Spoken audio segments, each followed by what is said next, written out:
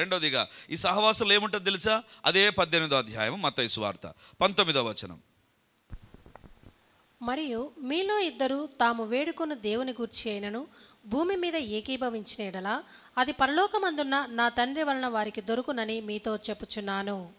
మరియు మీలో ఇద్దరు తాము వేడుకొను దేని గూర్చి అయినను భూమి మీద ఏకీభవించినడలా. దేవుని బిడలు దేవునితో సహవాసం చేసినప్పుడు ఉండాల్సిందేంటి తెలుసా? ప్రార్థన. చర్చిలోనికి వచ్చిన తర్వాత నువ్వు ప్రార్థన చేయకుండా వెళ్ళకూడదు. ఖచ్చితంగా ప్రార్థన చేయాలి. అందుకే ప్రార్థనలో ఏకీభవించండి, మీరు ప్రార్థనలు అడగండి అని చెప్పడంలో, ఇక్కడ నుంచి చెప్పడంలో ఉద్దేశం ఏంటంటే మనం ఏకీభవించాలి. సహవాసంలో ఏకీభవించే ప్రార్థనలు ఉండాలి. నువ్వు సహవాసంలో లేనటువంటి వ్యక్తి అయితే కామ్గా ఉంటావు. దేవుని సహవాసం అంటే వచ్చింటావు కానీ కామ్గా ఉంటాం, ఏం అడగం, స్టైల్గా నిలబడుకోని ఉంటాం, నీకు ఏం సమస్య లేనట్టుగా, దేవుని అడగలేనట్టుగా చాలా కామ్గా ఉంటాం. దేవుని బిడలారా, నో, దేవుని సన్నిధికి నువ్వు వచ్చిన తర్వాత సహవాసంలో ఏముంటుంది తెలుసా? సహవాసంలో ఇద్దరు ఫ్రెండ్స్ రాజకీయాలు మాట్లాడుతున్నప్పుడు వాళ్ళు మోకరిని ప్రార్థించగలరా? నువ్వు షాపింగ్కి వెళ్ళావు, ఆ షాప్ యజమానితో నీకు సహవాసం ఉంటుంది, అక్కడ నువ్వు ప్రార్థించగలవా? లేదు. It is a place where you can shop. అక్కడ నువ్వు వ్యాపారం చేయగలవు అంతే, లేదా నీ ఫ్రెండ్స్తో మాట్లాడగలవు, కానీ దేవుని సన్నిధిలో మాత్రమే నువ్వు ప్రార్థన చేయగలవు. You will have a freedom. దేవుని బిడలారా, ఆ ఫ్రీడమ్కి కూడా చాలామంది దూరం అయిపోతుంటారు. అది చాలా బాధాకరం. చర్చిలోనికి వస్తారు, ప్రార్థన చేయాలని ఇష్టంగా ఉంటుంది, కానీ ప్రార్థన చేయకుండా ఉంటారు. ఈరోజు దేవుడు అంటున్నాడు, సహవాసంలో ఉండేటువంటిది ఏంటి తెలుసా? మొదటి దీవెన, దేవుడు ఉంటాడు. రెండవ దీవెన ఏంటి తెలుసా? సహవాసంలోనే మీరు ప్రార్థన చేయగలరు. నువ్వు తాగుబోతు దగ్గర నిలబడినప్పుడు కెన్ యూ ప్రే? ఎందుకు తెలుసా? అతని సహవాసం వేరొక దాంతో ఉంది, నువ్వు ప్రార్థన చేయలేవు. చర్చిలోనికి వచ్చినప్పుడు you are having an accessibility to pray. అందుకే సహవాసానికి రావాలి. మనం ప్రార్థించాలి, దేవుని సన్నిధానంలో మొరపెట్టాలి. బైబిల్లో చూడండి 19వ వచనంలో వాళ్ళు ప్రార్థన చేస్తే దేవుడు కార్యం చేస్తాడు. ప్రార్థన నిలబడుకోవడం కాదు, ప్రార్థన అంటే కళ్ళు మూసుకోవడం కాదు. ప్రార్థన అంటే నీవు దేవుని నీ హృదయంలో చేర్చుకున్న తర్వాత దేవుడు నీకు అధికారం ఇచ్చాడు. ఏంటంటే ఆయన కుమారుడు కుమార్తె అధికారం నీకు ఇచ్చాడు. ఇప్పుడు ఏం చేయాలి తెలుసా? ప్రార్థనలో నీ అక్కర్లను అడిగిన తర్వాత చేయాల్సిన పని ఏంటి తెలుసా? బంధించు. బైబిల్లో వ్రాయబడింది, మీరు భూమి మీద వేటిని బంధించరో. చాలామంది ఒక తప్పుడు ప్రార్థనకు అలవాటు పడి ఉంటారు. ఒకవేళ ఈ ప్రార్థన ఉంటే మానుకోండి. యేసు ప్రభా, మా ఇంట్లో దయ్యపు శక్తులు ఉన్నాయి ప్రభా, బంధించు అంటారు. దేవుడు బంధించడు, నీవు బంధిస్తే ఆయన బంధిస్తాడు. భూలోకంలో మీరు దేన్ని బంధిస్తారో పరలోకమందు నేను బంధిస్తాను. మనం ఏం చేస్తాం తెలుసా? ప్రభా నువ్వు బంధించు. దేవుడు అంటే నేను కాదు బంధించేది, నేను బంధించలేను, నీవు బంధిస్తే నేను బంధిస్తా. ఈరోజు దేవుడు మనతో మాట్లాడుతుంటున్నాడు. ప్రార్థనలో సరి చేసుకుందాం. నీవు ప్రార్థనలో అడగాల్సింది అడిగిన తర్వాత నువ్వు బంధించాల్సింది కూడా ఉంది. భూమి మీద దేన్ని బంధిస్తావో పరలోకమందు దాన్ని బంధిస్తాను దేవుడు అంటున్నాడు. అంటే బంధించే బాధ్యత నీది, నువ్వు చేయాలి. అందుకే మన ప్రార్థనలో ఎక్కువగా యేసు నామమున వీటిని బంధిస్తుంటున్నా, ఇవి తొలగిపోవును గాక అని ఎందుకంటాం తెలుసా? ఈ వచనానికి లోబడి దేవుని బిడలారా, భూమి మీద మీరు వేటిని బంధింతురో అడగడం ఒక ఎత్తు, రెండవదిగా బంధించడం ఒకటి ఉంది.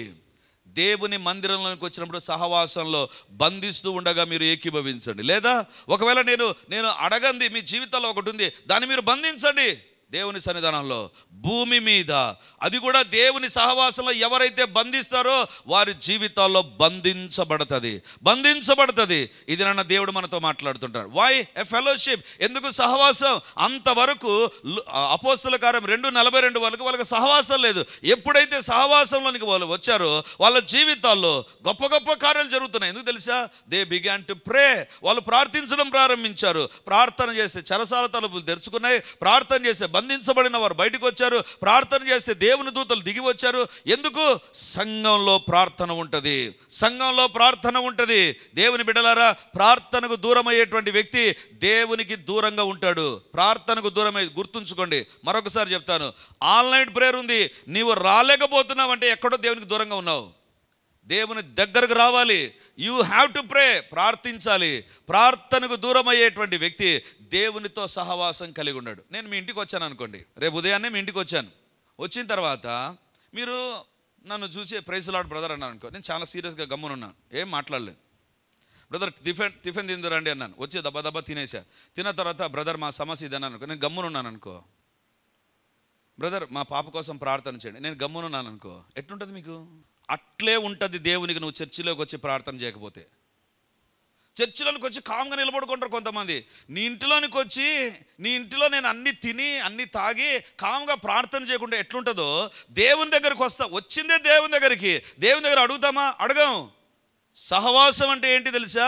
నీవు దేవుని దగ్గర అడగాలి, దేవుని దగ్గర బంధించాలి. ఇది లేకపోతే it's not a biblical one. అది వాక్యానుసారమైన సహవాసం కాదు. ప్రార్థన జరుగుతుందా? కామ్గా ఉండేటువంటి వ్యక్తి దేవునితో సహవాసం చేయడంలా. ఒకవేళ నీకు త్రోట్లో ఇంత గడ్డ వచ్చి మాట్లాడలేకుండా ఉంటే, దగ్గుతూ ఉంటే, నో ప్రాబ్లం, అప్పుడు ప్రార్థన చేయకుండా మీరు ఉండొచ్చేమో. కానీ otherwise you are having a freedom. ప్రార్థించాలి. మనం సహవాసంలో ఏముంటుంది తెలుసా? బయట లేనటువంటిది సహవాసంలో ఉండేటువంటిది ఏంటి తెలుసా? నువ్వు ప్రార్థించి బంధించవచ్చు. ఈరోజు దేవుడు మనతో అందుకే దేవుడు సహవాసాన్ని పెట్టాడు. ఒకటి, దేవుడు నిన్ను కలుసుకునే స్థలం సహవాసం, ఫెలోషిప్ ఆర్ ఆదివారపు ఆరాధన లేదా పరిచర్యలో జరిగేటువంటి ప్రతి సమయము దేవుడు నీ దగ్గరికి దిగి వచ్చేటువంటి స్థలం. రెండవదిగా, నువ్వు దేవుని దగ్గర అడిగి దేవుని నామమందు బంధించడానికి ఒక అవకాశం ఉంది. మూడవదిగా, సహవాసంలో ఉండేటువంటి దీవెన ఏంటి తెలుసా? అదే అపోస్తల కార్యంలో 2వ అధ్యాయం 42వ వచనం. వీరు అపోస్తలుల బోధ యందును. చాలు. ఏముంటుంది సహవాసంలో? అపోస్తలుల బోధ ఉంటుంది. అంటే వీళ్ళు దేనికి ప్రాధాన్యతనిచ్చారు తెలుసా? అపోస్తలుల బోధ. సహవాసంలో ఉండేటువంటిది ఏంటి తెలుసా? అపోస్తలుల బోధ ఉంటుంది. ఖచ్చితంగా అపోస్తలుల బోధ ఉంటుంది. అసలు బోధ అంటే ఏంటి అనేటువంటి దాన్ని నేను చెప్పకముందు, తెలుగు బైబిల్లో అపోస్తలుల బోధ యందును అని ఉంది. ఇంగ్లీష్ బైబిల్లో మీరు చూస్తే they devoted to the teaching of apostles. అపోస్తలుల బోధకు వాళ్ళు డివోట్ అయిపోయారు. అంటే బోధకు వాళ్ళు అతుక్కొని పోయారు, బోధలో వాళ్ళు లీనమైపోయారు. They devoted themself. వాళ్ళు దానికి అప్పగించుకున్నారు. దేవుని బిడ్డలారా, సహవాసంలో ఏముంటుంది తెలుసా? ఖచ్చితంగా అపోస్తలుల బోధ ఉంటుంది. అపోస్తలుల బోధ ఏంటి? అపోస్తలుల బోధ అంటే ఏంటి? వాక్యం చెప్పే వాళ్ళందరూ అపోస్తలుల బోధన కాదు. I'm sorry for that. Bible ఏం చెప్తుందంటే, మత్తయి సువార్త 28వ అధ్యాయం 20వ వచనం. నేను మీకు ఏ సంగతులను ఆజ్ఞాపించితినో వాటన్నిటినీ గైకొనవలనని వారికి బోధించుడి.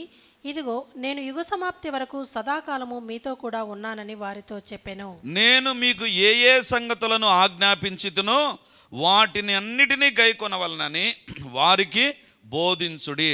అపోస్తలుల బోధ అంటే ఏంటి తెలుసా? ఏ సంగతులు దేవుడు ఆజ్ఞాపిస్తాడో వాటన్నిటినీ గైకొనవలనని బోధ ఉండాలి. అంటే ఇక్కడ నిలబడి వాక్యం చెప్పే వ్యక్తికి ఉండాల్సిన లక్షణం ఏంటి తెలుసా? అపోస్తలుల బోధ అంటే ఏంటి తెలుసా? దేవుని దగ్గర కూర్చొని, ప్రభా ఈరోజు ఆదివారాన పరిచర్యకు ప్రజలు వస్తారు ప్రభా, వాళ్ళకి ఏం బోధించాలి ప్రభా అని దేవుని దగ్గర కనిపెట్టి, దేవుని దగ్గర ప్రార్థన చేసి, దేవుని దగ్గర సిద్ధపడి, రాత్రింబగలు సిద్ధపడి, ఎవరైతే దేవుడు ఆజ్ఞాపించినవి విని బోధిస్తారో అది అపోస్తలుల బోధ. నాకు తెలుసు కదా అని చెప్పే వ్యక్తి అపోస్తలుల బోధ కాదు. అవకాశం వచ్చింది కదా అని దబామని మాట్లాడే వ్యక్తి అపోస్తలుల బోధ కాదు. దేవుడు ఏ సంగతులను ఆజ్ఞాపించాడు. దేవుని బిడ్డలారా, నిన్నటి ఉదయం నుంచి ఐ వాస్ ప్రేయింగ్, ప్రభా ఈరోజు ఉదయాన్ని ఏ సందేశం అందించాలి. నిన్న రాత్రి 11 గంటలకు నాకు ఈ సందేశం వచ్చిందండి. దేవుని బిడ్డలారా, 2015 నవంబర్ 1 నుంచి అందించబడిన సందేశాలన్నీ మొత్తం నా ల్యాప్టాప్లో ఉన్నాయి. ఎందుకు చెప్తున్నాను తెలుసా? 2014 జనవరి 2వ ఆదివారం నేను ఇచ్చిన సందేశం ఏదో మీకు తెలుసా? బ్రదర్ అట్లా అడగద్దు బ్రదర్, మా దగ్గర లేటెస్ట్ ఉంటాయి కానీ అవుట్డేటెడ్ ఉండవు అనుకుంటారు కదా. ఎందుకు చెప్తున్నానంటే, ఇన్ని సందేశాలు నా దగ్గర ఉన్నాయి. నేను సిద్ధపడినవే, వేరేలే కాదు అవి. దేవుడు నాకు దాంట్లో ఏదో ఒకటి మీకు చెప్పొచ్చు. ఎందుకు ప్రార్థన చేయాలి? సహవాసం అంటే ఏంటి తెలుసా? సహవాసంలో ఏముండదు తెలుసా? నా నోటికి వచ్చింది నేను చెప్పడానికి ఇక్కడ నిలబడకూడదు. దేవుని సన్నిధానంలో కనిపెట్టి, దేవా ఏం మాట్లాడతావు ప్రభా, చెప్పు ప్రభా, దేవా ఇది నీ సందేశం అయితే నేను చెప్పాలి ప్రభా. దేవుని బిడ్డలారా, అపోస్తలుల బోధలో వాళ్ళు ఉన్నారు. ఇది మానవునికి అవసరమైనటువంటిది ఏంటి తెలుసా? సహవాసంలో దేవుని దగ్గర కనిపెట్టి బోధించే బోధ అవసరం. నేను మీకు ఏ ఏ సంగతులను ఆజ్ఞాపించితునో వాటిని గైకొనమని బోధించమన్నాడు. ఇప్పుడు బైబిల్లో వ్రాయబడింది అపోస్తల కార్యం 2:42లో వాళ్ళు అపోస్తలుల బోధ యందు. దేవుని బిడ్డలారా, బోధలో ఏముంటుంది తెలుసా? నిజమైన బోధలో ఏముంటుంది తెలుసా? సొల్లు కబుర్లు ఉండవు, కట్టుకథలు ఉండవు. బోధలో ఏముంటుంది అంటే బైబిలే చెప్తుంది. అపోస్తల బోధలో ఏముందంట? అపోస్తల కార్యం 2:37 చూడండి. వారు ఈ మాట విని హృదయంలో నొచ్చుకొని. అపోస్తలుల బోధలో ఏముంటుంది తెలుసా? నేరుగా నీ హృదయంతోనే, నీతోనే మాట్లాడినట్టుగా ఉంటుంది.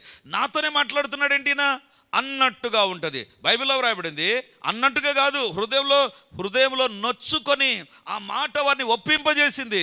అపోస్తలుల బోధ అంటే దేవుని సన్నిధానంలో మోకరిల్లి ప్రార్థన చేసి వచ్చి నిలబడితే ఒప్పుకొన చేస్తాడు పరిశుద్ధాత్మ దేవుడు, ఒప్పుకొన చేస్తాడు. It's not a time pass message, or it's not a time consuming message, or it's something some illustrative message. ఏదో కొన్ని సంగతులను చెప్పడం కాదు, హృదయంలో నొచ్చుకుంటారు. అపోస్తలుల బోధ దేవుని ఆజ్ఞలు పొంది కనిపెట్టి అందించేటువంటి బోధలో మొదటిగా నొచ్చుకోవడం అనేటువంటిది ఉంటుంది. తగులుతూ ఉంటుంది, నీకే తగులుతూ ఉంటుంది. రెండవదిగా ఏముంటుంది తెలుసా? 38 పేతురు, మీరు మారు మనసు పొంది పాప క్షమాపణ నిమిత్తం ప్రతివాడు యేసుక్రీస్తు నామమున బాప్తిస్మం పొందుడి. రెండవదిగా ఏముంటుంది తెలుసా? పరిశుద్ధాత్మ దేవుడు వారిని ఒప్పింపజేశాడు. మనసు మార్చుకోవాలి. అవును, కరెక్టే కదా, నేను తప్పు చేస్తున్నాను కదా, నేను ఆదివారం ఇట్లా లేను కదా, ఆదివారం ఇట్లా రావడం లేదు కదా అనేటువంటి లోపల ఒక కన్విక్షన్, ఒక రియలైజేషన్ కలుగుతూ ఉంటుంది బోధలో, అపోస్తలుల బోధలో.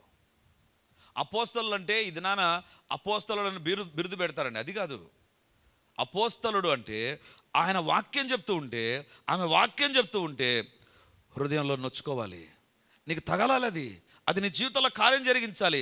నీలో ఒక మారు మనసు మార్చుకోవాలరా, నేను ఈ రోజు నుంచి ఇలా ఉండడం మంచిది కాదు, కరెక్టే కదా, నేను ఇట్లా ఉంటున్నాను కదా, అందుకే దేవుడు నా అనేటువంటి తలంపులు నీకు వస్తాయి, ఇది ఏ బోధ కిందికి వెళ్తున్నావో ఆలోచించండి, ఏ బోధ కిందికి ఎన్ని వెళ్ళిపోతున్నావో ఆలోచించమని కోరుతున్నాను. దేవుని బోధ ఏ రకంగా ఉంటుంది తెలుసా? దేవుడు బోధిస్తే నీకే కాదు, నీ ఇంటి వారందరికీ పనికొచ్చే బోధగా ఉంటుంది. ఎప్పుడు మాట్లాడినా దేవుని సందేశం విన్నా నాకు తగులుతుందిరా, నేను మారాలిరా అనడమే కాదు, నా ఇంట్లో కూడా ఇలాంటి మార్పులు రావాలి అనేటువంటిది వస్తుంది, అనేటువంటిది ఉంటుంది. అదే అపోస్తలుల బోధ. నా ఇంట్లో ఈ రకంగా ఉండాలి, నేను ఈ రకంగా ఉంటున్నాను కదా, అందుకే దేవుడు ఈరోజు మాట్లాడాడు, ఐ షుడ్ బి చేంజ్, నేను మార్పు చెందాలి అని నీ జీవితంలో నీ ఫ్యామిలీని కూడా ఆ బోధ ఇన్ఫ్లుయెన్స్ చేస్తుంది. దేవుని బిడ్డలారా, ఇది బాప్తిసంలో గుండా వెళ్ళినటువంటి నీవు ఒకానొక రోజు ఇలాంటి బోధ గుండానే వెళ్ళావు కదా. ఈరోజు దేవుడు నీతో మాట్లాడుతున్నాడు. ఈరోజు నీవు దేవుని అపోస్తలుల బోధలో ఉంటున్నావా? ఎక్కడ ఉంటున్నావా? ఆలోచించమని కోరుతున్నాను. దేవుని బోధ ఏ రకంగా ఉంటుంది తెలుసా? నీ ఫ్యామిలీ పైన ప్రభావం చూపుతూ ఉంటుంది. చాలా సందర్భాల్లో నేను ఈ మాట చెప్పాను, ఈ సంఘటన చెప్పాను. ఎవరు చెప్పారో నాకు తెలియదు కానీ రెజినా ఒకరోజు షేర్ చేసింది నాతో. ఏంటిదంటే, ఒకరోజు భార్యాభర్తలు ఇద్దరు రెజినా దగ్గరికి వచ్చి, ఐ థింక్ ఒక సిస్టర్ వచ్చారేమో లేదా భర్త వచ్చారో ఎవరో నాకు తెలీదు, కానీ ఇన్ఫర్మేషన్ ఏంటంటే, సిస్టర్ సండే స్కూల్ పరిచర్య మాకు దీవెనకరంగా ఉంది. సండే స్కూల్ పరిచర్య తల్లిదండ్రులకు దీవెనకరంగా ఉందంట. అరే, సండే స్కూల్ వెనక జరుగుతుంది, పిల్లలు అక్కడ సండే స్కూల్లో దేవుని ద్వారా దీవించబడుతూ ఉంటారు. వాళ్ళు చెప్పిన మాట ఏంటి తెలుసా? సండే స్కూల్లో వెళ్ళినటువంటి మా అమ్మాయి మాకు దీవెనకరంగా మారిపోయింది. సండే స్కూల్ పరిచర్య నాకు, నా భర్తకు దీవెనకరంగా మారిపోయింది. ఎలా మారిపోయింది అంటే, వాళ్ళు చెప్తారు, వాళ్ళిద్దరూ భార్యాభర్తలు ఇద్దరు ఒక ఇష్యూ కోసం దేని విషయం ఆలోచన చేస్తున్నారంట. ఉదయం సాయంత్రం ఆలోచన చేసి ఎట్లా చేయాలి. వాళ్ళ పాప చూస్తూ ఉంది. 2 రోజులు చూసిన తర్వాత వాళ్ళ దగ్గరికి వచ్చి చెప్పినటువంటి మాట ఏంటి తెలుసా? మమ్మీ, ఏంటి మాట్లాడుకుంటున్నారే? నీకు తెలుదులే నాయన, నీకు తెలుదులే. కాదు మమ్మీ, ఏం మాట్లాడుకుంటున్నారు? ఏదో ఒక సమస్యలేనాయన, చిన్న సమస్య వచ్చింది, మాట్లాడుకుంటున్నాం. అప్పుడు అమ్మాయి ఏందంట, మమ్మీ నేను అటు నుంచి చూస్తున్నాను, ఇద్దరు కూర్చొని మాట్లాడుకుంటున్నారే, ఆలోచన చేస్తున్నారే, మనం ప్రార్థన చేయాలి కదా మమ్మీ. సండే స్కూల్లో ఏం చెప్పారు? ప్రార్థన చేయమని చెప్పారు. మరి మీరు ప్రార్థన చేయడం లేదే? ప్రార్థన చేస్తే కదా జరిగేది ఇది. Thank God. అది బోధ అంటే ఆ అమ్మాయిని ఇన్ఫ్లుయెన్స్ చేసింది, తల్లిదండ్రులు ఇన్ఫ్లుయెన్స్ చేసింది. వాళ్ళు వచ్చి చెప్తూ ఉంటే నాకు అనిపించింది, ఇదే కదా అపోస్తలుల బోధ అంటే. దేవుని బోధకత్వం కిందికి నువ్వు రావడం అంటే ఏంటి తెలుసా? It should influence your family. Influence your family. దేవుని బిడ్డలారా, నాలుగవది ఏముంటుంది తెలుసా? నాలుగవదిగా 40వ వచనం, అపోస్తల కార్యం 2వ అధ్యాయం 40వ వచనం. ఇంకను అనేక విధములైన మాటలతో సాక్ష్యమిచ్చి మీరు మూర్ఖులకు ఈ తరము వారికి వేరై రక్షణ పొందుడని వారిని హెచ్చరించెను. ఏముంటుంది తెలుసా? బోధలో హెచ్చరికలు ఉంటాయి. తప్పు చేస్తున్నావు, జాగ్రత్త, నువ్వు మారాలి, హెచ్చరికలు ఉంటాయి. హెచ్చరికలు ఉంటాయి. కొంతమంది దాన్ని ఏ రకంగా తీసుకుంటారంటే హెచ్చరికను అరే మా గురించి చెప్తాడా అనే రకంగా అనుకుంటారు. హెచ్చరికను నువ్వు జాగ్రత్త వహించకపోతే దాని గురించి ఏదో ఫీల్ అయితే నష్టం ఎవరికి తెలుసా? మన ఇంటి దగ్గర ట్రాన్స్ఫార్మర్ ఉంటుందండి. ట్రాన్స్ఫార్మర్లో ఒక పుర్రే ఉంటుంది, 2 ఎముకలు ఇట్లా పెట్టింటారు. నాకు హెచ్చరిక పెడతాడా అని దగ్గరికి పోయినావు అనుకో, ఏమవుద్ది? అరే నా స్థాయి ఏమనుకుంటున్నావు? ఆ పుర్రే ఎముకల్లాగా ఏంటి ఏమనుకుంటా పోతే ఏమవుతుంది? హెచ్చరికను ఖాతరు చేస్తే ఏమవుతుంది? జరిగే నష్టం జరుగుతుంది. దేవుడు ఇక్కడి నుంచి నీకు ఒక హెచ్చరిక ఇస్తే దాన్ని నువ్వు పర్సనల్గా తీసుకున్నావు అంటే బోధించే వారికైనా దేవునికైనా నష్టం ఉండదు. లోబడనటువంటి నీ జీవితంలో ఒక నష్టం ఉంటుంది. అపోస్తలుల బోధలో ఇవి ఉంటాయి. మొదటిగా ఏంటంటే దేవుని దగ్గర కనిపెట్టి నిలబడి ఇక్కడ మాట్లాడాలి. రెండవదిగా నీ జీవితంలో హృదయంలో నొచ్చుకోవాలి. మూడవదిగా నీ జీవితంలో ఒక మారు మనసు పొందాలి. నా జీవితంలో కరెక్ట్ కాదు, ఇది నేను సరిగా లేను అనేటువంటి రియలైజేషన్, కన్విక్షన్ నీకు కలుగుతుంది. నాలుగవదిగా నీ ఫ్యామిలీని ఇన్ఫ్లుయెన్స్ చేస్తుంది ఆ వాక్యం. నిన్నే కాదు, నీ ఫ్యామిలీ మొత్తాన్ని ఇన్ఫ్లుయెన్స్ చేస్తుంది. ఐదవదిగా నీ జీవితంలో హెచ్చరికలు అందిస్తూ ఉంటుంది. హెచ్చరికలు, వాతావరణ శాఖ హెచ్చరికలు ఫాలో అవుతాం కదా, లేకపోతే పోలీసు వాళ్ళ హెచ్చరికలు ఫాలో అవుతాం. కానీ వాక్యంలో దేవుని హెచ్చరికలు వస్తే దాన్ని కూడా యాక్సెప్ట్ చేయి. అప్పుడే దీవెనలు ఉంటాయి, అప్పుడే ఆశీర్వాదాలు ఉంటాయి. దేవుని బిడ్డలారా, సహవాసంలో ఏముంటుంది తెలుసా? అపోస్తలుల బోధ ఉంటుంది. ఇది ఆశీర్వాదం. బయట ఉండదు, ఇది బయట ఎక్కడ ఉండదు. నువ్వు ఫ్రెండ్స్తో సహవాసం చేయి, ఇవి ఉంటాయా? ఇవి ఉండవు. ఇవి ఉండడానికి వీల్లేదు. ఎందుకు తెలుసా? అక్కడ బోధ ఉండదు, అక్కడ ఇన్ఫర్మేషన్ ఉంటుంది. వాళ్ళు ఇట్లా వీళ్ళు ఇట్లా అనేటువంటి ఇన్ఫర్మేషన్ ఉంటుంది, బోధ ఉండదు. సహవాసంలో బోధ ఉంటుంది. అందుకే ఆదివారమైన పరిచర్య దినాలు మిస్ చేసుకోవద్దు. ఎందుకు తెలుసా? నీకు అవసరమైన బోధ, నీ ఇంటికి అవసరమైన బోధ, నీకు అవసరమైన హెచ్చరికలు, నీ మనస్సు మార్చుకోవడానికి అవసరమైనటువంటి పరిస్థితులను దేవుడు నీ ఎదురుకు తీసుకొని వస్తాడు. తీసుకొని వచ్చినప్పుడు సరిచేసుకో. దేవుని బిడ్డలారా, సహవాసంలో నెంబర్ 1 దేవుని సన్నిధి ఉంటుంది. నెంబర్ 2 సహవాసంలో ఉండే బ్లెస్సింగ్ ఏంటి తెలుసా? You will have a prayer. ప్రార్థన అనేటువంటిది ఉంటుంది. బంధించడానికి ఒక అవకాశం ఉంటుంది, అడగడానికి ఒక అవకాశం ఉంటుంది. మూడవదిగా సహవాసంలో ఉండేటువంటి దీవెన ఏంటి తెలుసా?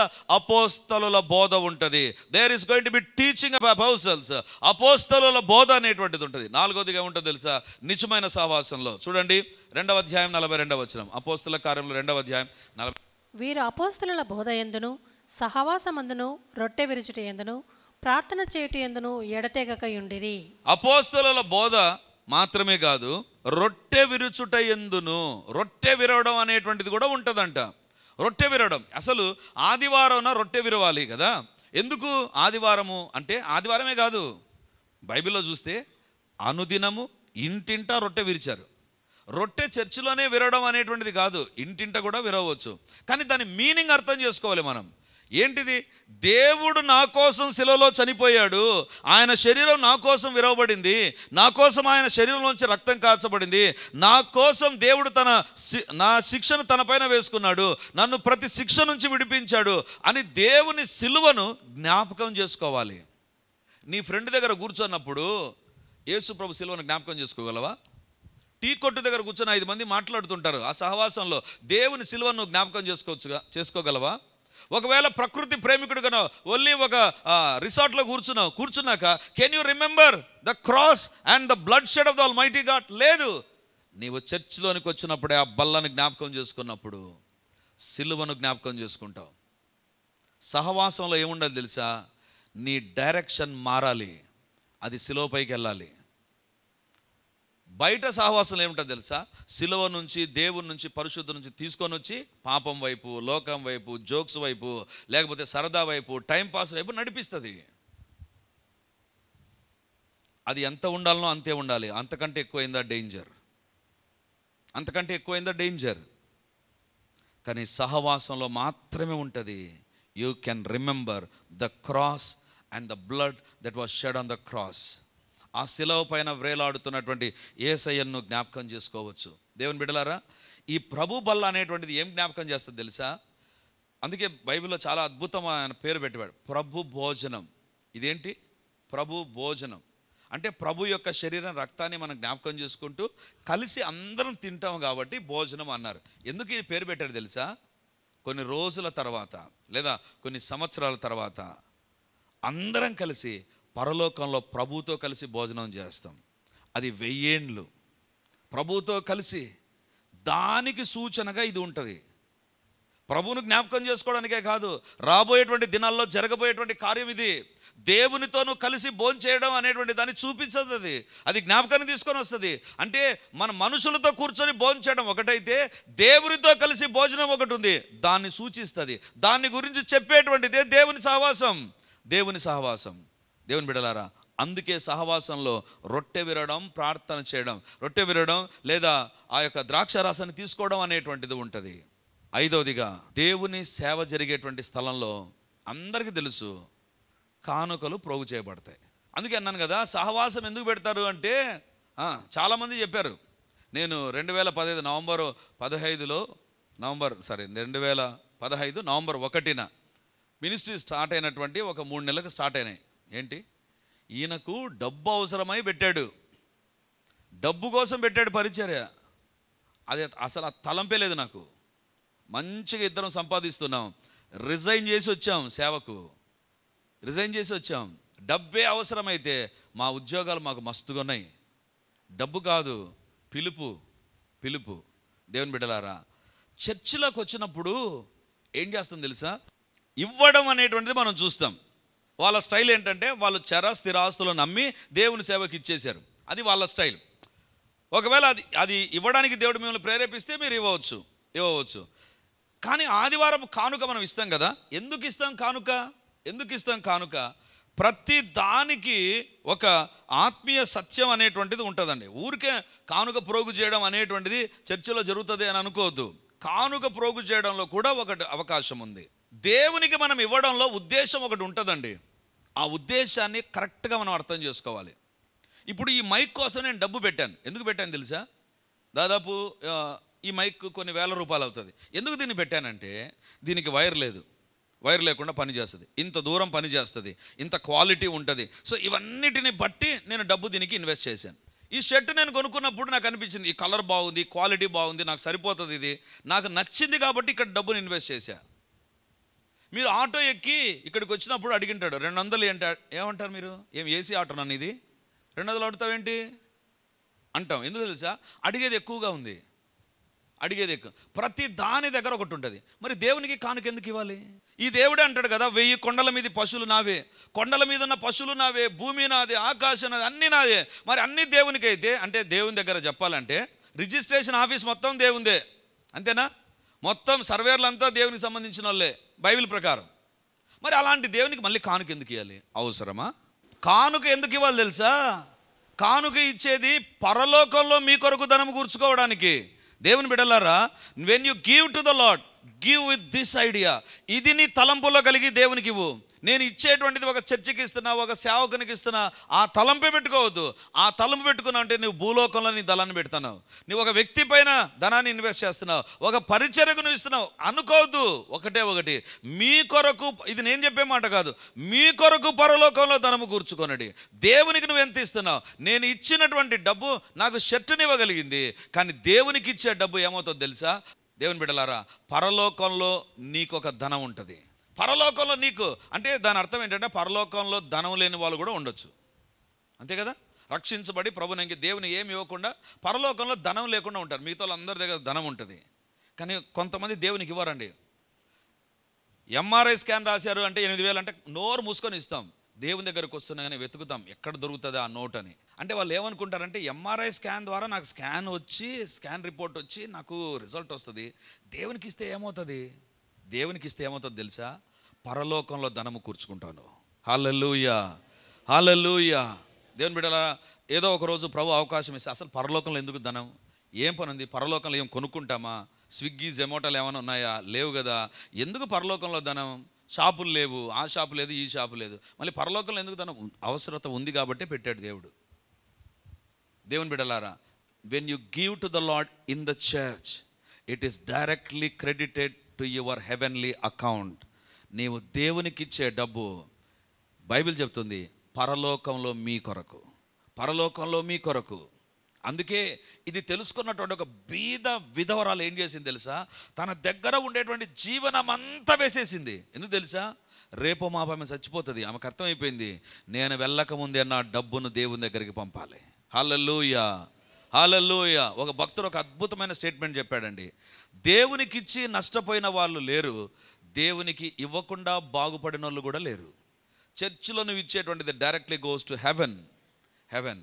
అందుకే జాగ్రత్త.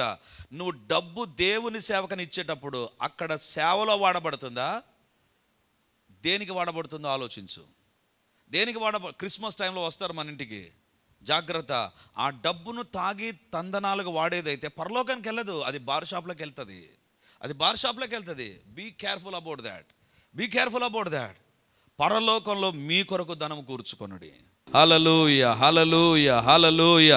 గొప్ప దేవానికి వందనాలు, శక్తి కలిగిన దేవానికి స్తోత్రాలు, సజీవుడమైనటువంటి దేవానికి స్తోత్రాలు, సైన్యములకు అధిపతివైన దేవానికి స్తోత్రాలు, ఘనుడమైనటువంటి దేవానికి వందనాలు. ఈ సమయంలో మీ వాక్యం ద్వారా మా ఒక్కొక్కరితో మాట్లాడినందుకు వందనాలు ప్రభా. అవును తండ్రి, సహవాసం అంటే ఏంటో ఇది మనం తెలుసుకున్నాం ప్రభా. సహవాసంలో ఉండే దీవెనలు ఏంటో మేము తెలుసుకున్నాం ప్రభా. అవును దేవా, మా జీవితాల్లో అన్యోన్య సహవాసం, అనుదిన సహవాసం ఉండును గాక. తండ్రి, సహవాసంకి వచ్చినప్పుడు దేవుని సన్నిధిని మేము అనుభవించుదుము గాక. దేవా, ప్రార్థన చేసే సమయాన్ని మేము దుర్వినియోగం చేయకుండా ప్రార్థనలో మేము ప్రార్థించుదుము గాక. దేవుని మందిరంలోకి వచ్చినప్పుడు ప్రార్థనకు దూరం కాకుండా తండ్రి మేము ఉందుము గాక. జాగ్రత్తలు వహించుదుము గాక. నాయనా, మీరే మమ్మల్ని దర్శించండి నాయన. నీ పాదాల దగ్గర చేరి ఇప్పుడు అడుగుతుంటున్నాను ప్రభా. సైన్యములకు అధిపతివైన దేవా, నిన్న నేడు నిరంతరం మారని మార్పు లేని దేవా, తను మీరు వాక్యంలో సెలవిచ్చారు, ప్రార్థనలో బంధించమని సెలవిచ్చారు ప్రభా. ఇప్పుడు బంధించడానికి రెడీ అవుతున్నాను నాయన. మీరే నా ప్రార్థన అంగీకరించమని, మా ప్రార్థన అంగీకరించమని అడుగుతుంటున్నారు. ఎవరు ఏ సమస్యతో ఇక్కడికి వచ్చినా యేసు నామమందు ఆ సమస్యలు తొలగిపోవును గాక. అపవాది శక్తులు బంధించబడును గాక. ఇప్పుడే యేసు నామమందు, యేసు నామం ఇప్పుడే బంధిస్తూ ఉంటున్నా. ఎవరి ఇంటిలో, ఎవరి శరీరంలో వ్యాధి ఉందో, ఏ రుగ్మత ఉందో, ఏ బలహీనత ఉందో, ఏ యొక్క తన ఏజ్ని బట్టి వచ్చేటువంటి హెల్త్ ఇష్యూస్ ఉన్నాయో తండ్రి, మీరు వాక్యంలో సెలవిచ్చారు, భూమి మీద మీరు దాన్ని బంధిస్తే పరలోకమందు బంధిస్తారన్న. ఎవరి శరీరంలో అనారోగ్యము సిమ్టమ్స్ ఉన్నా కానీ, అనారోగ్యం ఉన్నా, యేసు నామమందు ఇప్పుడే బంధిస్తూ ఉంటున్నాను. యేసు నామమందు స్వస్థత కలుగును గాక. ఏ దుష్ట శక్తుల ప్రభావము, ఏ చేతబడి శక్తుల ప్రభావం ఎవరిపైన ఉన్నా వాటన్నిటిని నజరేయుడును సర్వోన్నతుడైన యేసు నామమందు ఇప్పుడు బంధిస్తూ ఉంటున్నాను. తండ్రి, నీ నామమందు అడుగుతున్నాగా, అఫీషియల్ గా ఎవరు ఏ ప్రాబ్లం ఫేస్ చేస్తూ ఉన్నా ఆ ప్రాబ్లమ్స్ క్లియర్ అయిపోవును గాక. తండ్రి, చాలా మంది పరీక్షలు సిద్ధపడుతున్నారు నాయన, పరీక్షలు రాస్తున్నారు ప్రభా. యేసు నామమందు, యేసు ప్రభు యొక్క జ్ఞానము, జ్ఞాపక శక్తి, తెలివితేటలు ప్రభా మీరు వారికి దయచేయండి ప్రభా. యేసు నామమున వారికి ఘన విజయం కలుగును గాక. ఎవరైతే ఫైనాన్షియల్ క్రైసిస్ గుండా వెళుతున్నారో యేసు నామమున వారికి ఫ్రీడమ్ వచ్చును గాక. ఆ ఫైనాన్షియల్ క్రైసిస్ నుంచి విడుదల కలుగును గాక. తండ్రి, పొందుకోవాల్సిన ఆశీర్వాదాలు ఎవరు పొందుకోకుండా ఉన్నారు యేసు నామమున ఆశీర్వాదాలు పొందుకొందురు గాక. తండ్రి, ఎవరికి నోటిలో ఒక సైడ్ ఒక పెక్యులర్ పెయిన్ తో సఫర్ అవుతున్నారు దేవా, ఇప్పుడే వారిని మీరు తాకుతుండగా వందనాలు. Be healed in the name of Jesus. యేసు నామమందు తండ్రి, ఆ పెయిన్ బట్టి హెడేక్ వచ్చి సఫర్ అవుతున్న వారు ఉన్నారు ప్రభా. యేసు నామమందు వారికి స్వస్థత కలుగును గాక. Be healed in the name of Jesus. దేవా, మీకే స్తోత్రాలు ప్రభా, నీకు వందనాలు. సహవాసంలోని ప్రతి దీవెన మేము అనుభవించుదుము గాక. మీ సేవలో మేము వాడబడుదుము గాక. మీ కొరకు తండ్రి ధనమును కూర్చుకుని సెలవిచ్చావు, ఆ మాటకు లోబడుదుము గాక. అన్ని విషయాల్లో సహవాసాన్ని మేము దూరం చేసుకొనకుండా ఉందుము గాక. దేవా, నీతో సహవసించే భాగ్యం మాకు అనుగ్రహించి మహిమను పొందుమని మమ్మల్ని మేము సంపూర్తిగా తగ్గించుకుంటూ మీ నామాన్ని హెచ్చిస్తూ యేసయ్య పరిశుద్ధ నామమందు ప్రార్థించి అడిగి పొంది ఉంటున్నాము తండ్రి. ఆమేన్. Praise the lord. యేసుక్రీస్తు పరిశుద్ధ నామందు ఈ యొక్క విమోచన గడి అనే టీవీ కార్యక్రమాన్ని వీక్షిస్తున్నటువంటి దేవుని బిడ్డలారా, మీ ఒక్కొక్కరికి నా హృదయపూర్వకమైనటువంటి వందనాలు, శుభములు, ప్రార్థనలు తెలియజేస్తున్నాను. దేవుని యొక్క ఉచితమైన కృపను బట్టి ప్రతి ఆదివారం ఉదయం 9:30 గంటలకు మొదటి ఆరాధన రెడీమర్ చర్చిలో జరుగుతూ ఉంది. వందలాది మంది ప్రజలు హాజరై దేవుని దీవెనలు పొందుతుంటున్నారు. మీరు కడప చుట్టూ ఉండేటువంటి గ్రామాల్లో ఉండేటువంటి వారైతే, సమీపాన ఉండేటువంటి వారైతే ఆదివారం ఆరాధనకు తప్పకుండా హాజరై దేవుని దీవెనలు మీరు పొందాలని కోరుతుంటున్నాను. మీకోసం ప్రత్యేకంగా దేవుని యొక్క సందేశం, ప్రత్యేకమైన ప్రార్థనలు, వ్యక్తిగతంగా మిమ్మల్ని కలుసుకొని మీ గురించిన విషయాలు తెలుసుకొని ప్రార్థించాలని మేము సిద్ధంగా ఉన్నాం. కాబట్టి ఈ యొక్క రెడీమర్ చర్చ్ కడప నడిబొడ్డున ఉండేటువంటి కోట్రేడి సర్కిల్ దగ్గర నారాయణ కాలేజ్ ఎదురుగా ఉండేటువంటి ఇంతకుముందు ఉన్నటువంటి స్టార్ థియేటర్లో ఇప్పుడు జరుగుతూ ఉంది. కాబట్టి తప్పకుండా ఇతర ప్రాంతాల నుంచి వచ్చే వారికి కూడా బస్ ఫెసిలిటీ కూడా చాలా దగ్గరగానే ఉంటుంది. కాబట్టి తప్పకుండా మీరు మీ కుటుంబాలు హాజరై ఈ వాక్యపు దీవెనలు, ప్రార్థనా శక్తిని, దేవుని యొక్క అద్భుతమైనటువంటి సన్నిధిని ప్రతి ఆదివారం ఉదయం 9:30కు జరిగేటువంటి ఆరాధనలో హాజరై దేవుని దీవెనలు పొందాలని కోరుతూ ఉన్నాను. సాయంత్రం 7 గంటలకు కూడా రెండవ ఆరాధన ఉంటుంది. తప్పకుండా ఈ 2 ఆరాధనలకు మీరు హాజరై దేవుని దీవెనలు పొందాలని కోరుతూ ఉంటున్నాను. మరిన్ని వివరాలకు ఈ కింద కనబడుతున్నటువంటి నంబర్ 9855669572 లేదా 9440407722కు మీరు కాల్ చేసి వివరాలు తెలుసుకోవాల్సిందిగా కోరుతున్నాను. God bless.